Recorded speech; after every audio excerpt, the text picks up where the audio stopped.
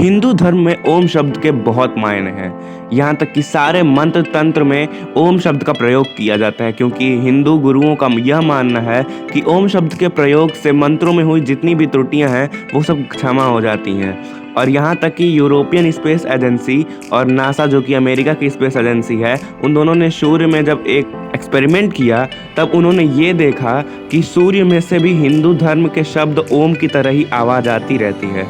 तो आपका क्या ख्याल है इस ओम के बारे में? हमें कमेंट्स बॉक्स में ज़रूर बताएं, और वीडियो अच्छा लगा हो तो लाइक कर दीजिए।